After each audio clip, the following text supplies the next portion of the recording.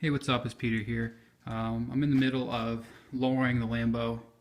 Just got the front half done, and I'm about to call it quits for tonight. And probably won't finish that until next weekend. So I've got a while before I can upload that video. So I figure I'd do a short little video in between, and I figure I would cover how centrifugal superchargers work and how they are different from other superchargers, such as root style superchargers or twin screw style superchargers and turbos. So obviously this is my 98 Cobra. You've seen in my other videos how I built this. It was basically stock, and I added this right here. This is a Procharger P1SC centrifugal supercharger. It looks very similar to a turbo. In fact, people at car shows usually think it's a turbo, but in fact, instead of being driven by exhaust gases, such as a turbo is, this is driven by a belt, which you can see on the back there. Basically, this centrifugal supercharger, instead of being driven by exhaust gases from the car, basically this is the serpentine belt that runs runs around all the pulleys on the car, such as the alternator, the crank, everything, the water pump. Well, basically, it also, basically when you put this on, you get a larger serpentine belt, and then it just loops around the supercharger. So as the engine turns, it in turn turns the blades inside the supercharger, and obviously there's blades inside like a turbo, and in return, those blades suck in air and force air into the engine. So basically, just to show you how this operates, if we were to follow this pipe down into the fender of the car, you can't see it because it's behind the front bumper. If we were to follow this down, I have a cone filter at the end of it, so that's where my air intake is. So the air comes into the car from the filter down there, comes in here, goes into the Procharger, gets compressed, sped up, and forced into another section of tubing, which you can't really see. It's down there quite a ways, but basically picture this like a snail. The air comes in, it gets spun around and spit out the bottom of the Procharger down there, and then there's a pipe that goes down throughout the bottom of the car, and that pipe runs into the intercooler, which you can see right there. You can see this pipe. That's the pipe coming from the Procharger up there. So that air that's going through the Procharger is getting forced through here and then going into this thing right here, which is called an intercooler. It kind of looks like a radiator. But basically what this is this is an air-to-air intercooler. So when air is getting forced through the Procharger up there, because it's getting sped up and it's getting basically compressed, it's generating a lot of heat, so the air is hot. So it's going through. You can't push hot air into the engine, because then you'll get things such as detonation, and that could cause engine damage. You always want cold air going into your engine, and basically the air coming from the Procharger is hot. So in order to cool it, it's got to go through this radiator-looking thing, which is an intercooler. And this intercooler, basically, as air flows into it, as the car is going down the road, the air flows through the intercooler, it gets cooled down, and then it makes its way onto the engine.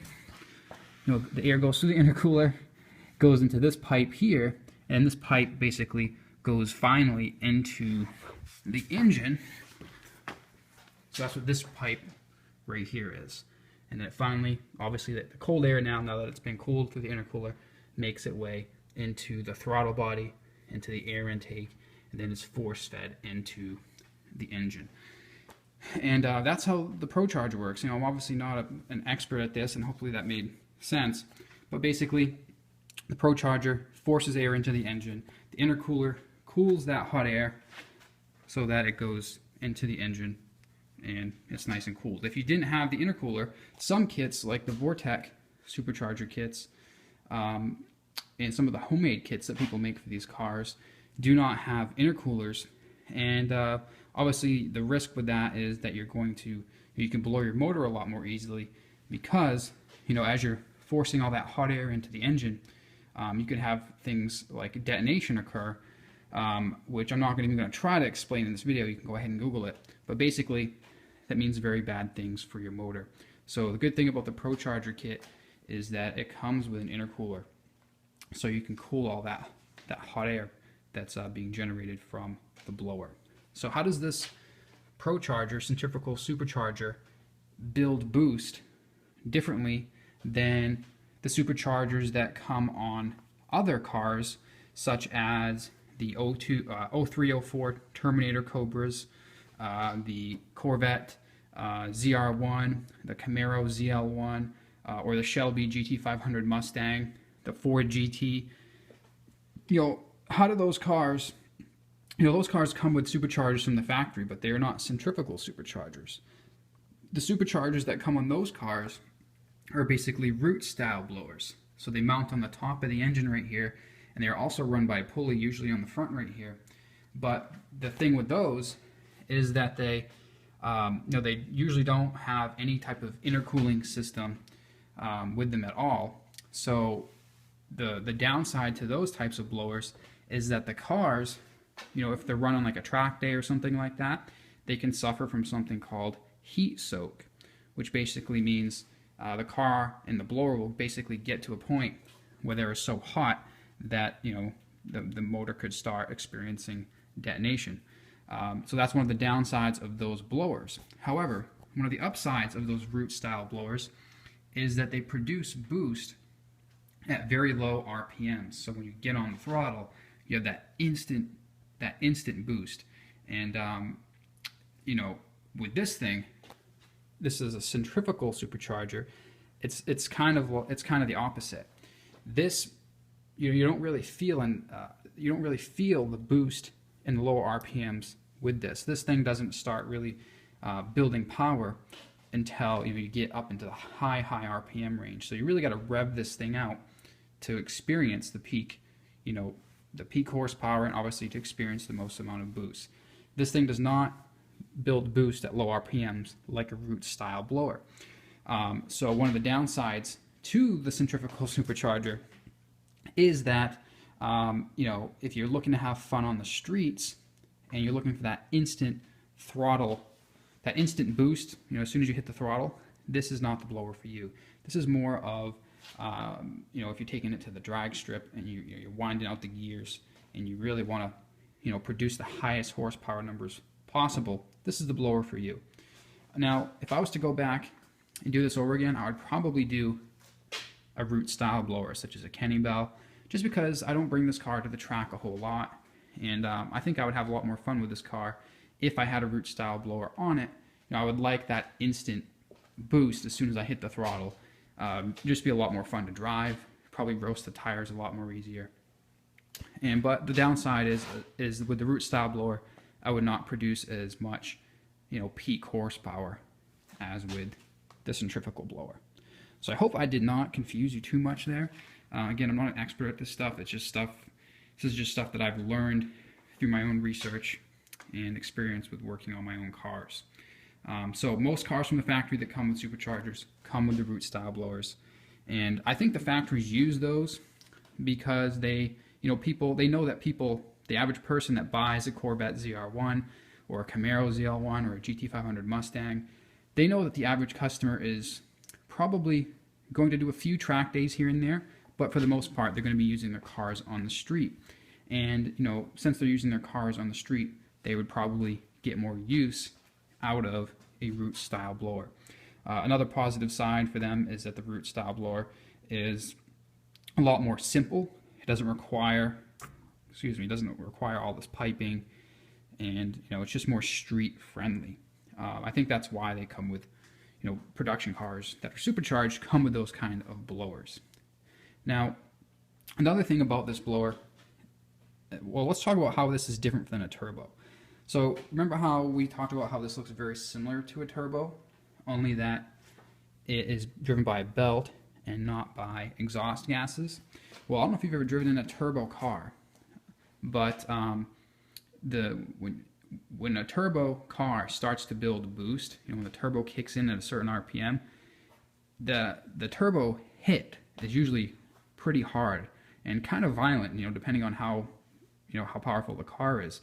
Even in my Duramax truck, that's got a turbo in it. And when that turbo kicks in, you know it. The tires sometimes even break loose because the hit is just so abrupt, and it feels awesome. On this type of blower here, on this centrifugal blower, or the centrifugal supercharger, you do not have that. Since it's belt driven, the power graph is basically linear, I think is maybe the word I'm looking for.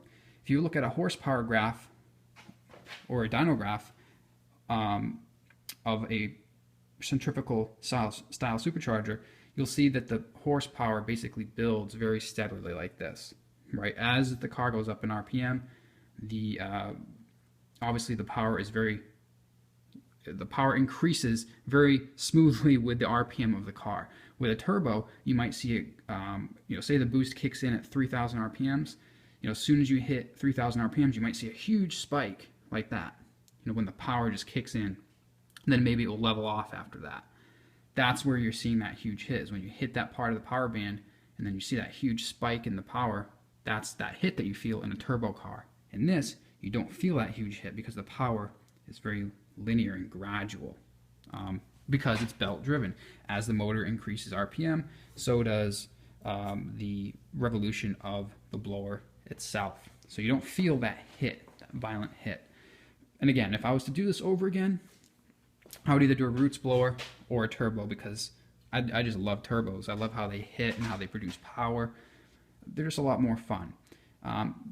With that said, do I regret doing the Procharger? Not really. I think the car, I'm not going to do it over again, that's for sure. I spent a lot of time building this thing. And the car is a lot of fun. Still roast the tires and things like that.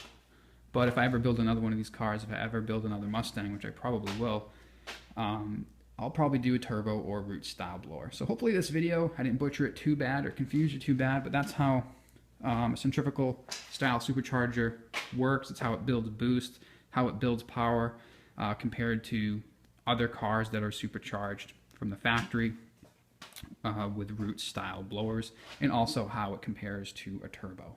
So hope you got something out of this video.